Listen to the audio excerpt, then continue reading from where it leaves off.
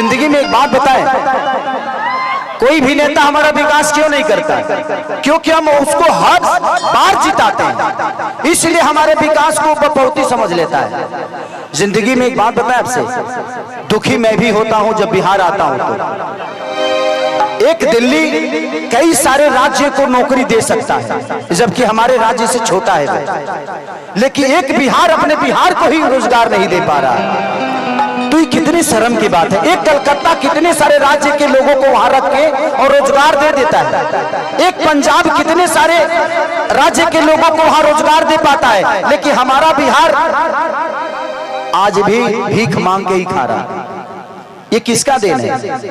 हम कलाकार हैं, हम मनोरंजन कराते हैं, इससे ज्यादा हमारी औकात नहीं है। हम आप सबके मनोरंजन, आपके दिल की बातों को सुन के आपका भविष्य नहीं बदल सकते, आपको एंजॉय और आपको मजा दे सकते हैं।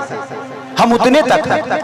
हम एक छोटा सा भोजन हो सकते हैं, चटनी हो सकते हैं, दाल हो सकते हैं, पूरी थाली नहीं है हम।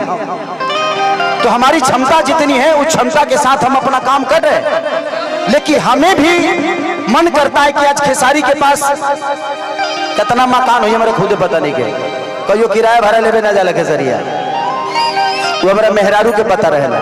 लेकिन अगर बिहार में फिल्म सिटी होती और खेसारी लाल यादव बिहार में होता तो करोड़ों करोड़ों रुपया मैं टैक्स देता हूँ महाराष्ट्र सरकार को, खेसारी लाल यादव अपने बिहार को टैक्स देता तो करोड़ों रुपया से कम विकास तो होता। क्या बात है, ये हजारों में एक बात है। इस चीज को मांग है हमेशा से कि बिहार में फिल्म सिटी होनी चाहिए। आज खेसारी इतने सारे बंगला, घर द्वार, गाड़ी घोड़ा जो भी लेता है मुंबई शहर में लेता है, क्योंकि क्या करूं, मेरे बच्चे सुरक्षित यहाँ नहीं रह पाएंगे क्योंकि व्यवस्था ठीक नहीं है। मैं किस स्कूल में पढ़ाऊं?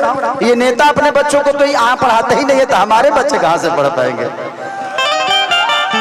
मैं यही बातें आज से 2 साल पहले किसी मंच पे बोला था तो मैं बहुत घेरे में आ गया था, लेकिन वो बातें गलत नहीं थी, वो सही थी कि हमारे यहाँ के नेता अपना इलाज कराने के लिए तो बाहर जाते हैं, तो जब वो अपना इलाज के लिए अस्पताल नहीं बनवा पाए तो आप सोच सकते हैं कि आपके इलाज के लिए वो अस्पताल बनवा पाएंगे?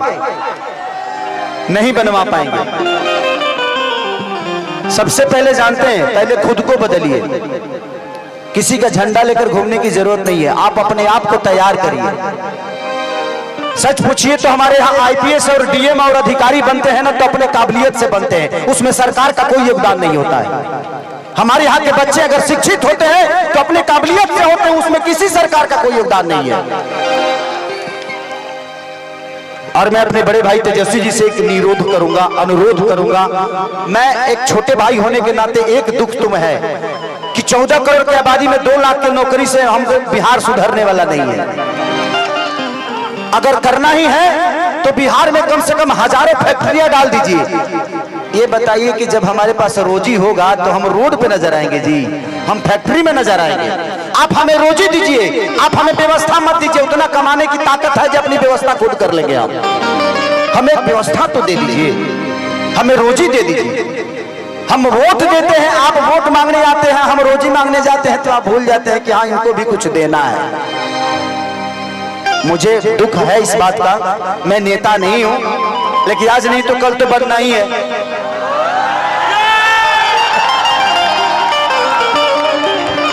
आज नहीं बन रहा हूं क्योंकि मुझे पता है कि व्यवस्था एक खेसारी के बदलने से व्यवस्था नहीं सुधरेगी, आप सबको बदलना पड़ेगा।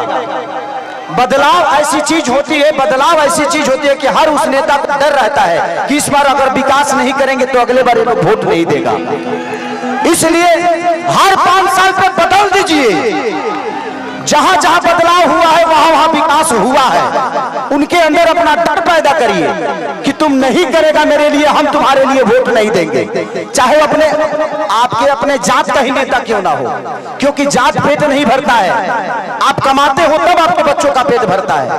इसलिए मैं कह रहा हूं कि देखिए, हम अगर समाज में है तो हमें जात से उठ के जो हमारे लिए अच्छा है। आज तेजस्वी जी 17 महीने में जो काम किए तो हमारे लिए वो अच्छा है ना।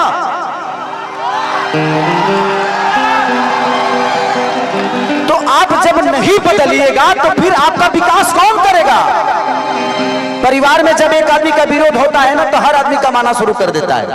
तो कोशिश करिए हर साल, अगर तेजस्वी जी काम नहीं कर रहे उनको भी बदल दीजिए, तब जाके विकास होगा।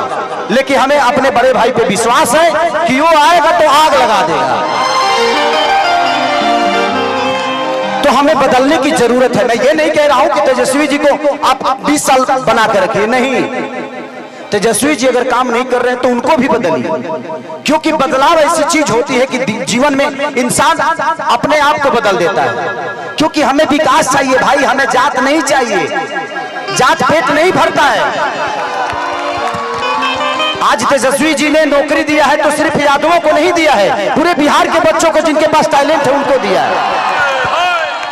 अगर तेजस्वी जी अपने जात को ही प्रमोट करते, अपने बिरादरी को प्रमोट करते, तो इतने सारे लोगों को नौकरी क्यों देते? तो जब वो आदमी अपने जात से हटकर अपना काम कर रहा है तो आपको भी जात से हटना पड़ेगा, और जात से हटकर अपना वोट दीजिए। जिंदगी में सबसे बड़ा अधिकार अगर होता है तो वोट का होता है, और आप नहीं समझिएगा तो आपके बच्चों का भविष्य नहीं बदलेगा।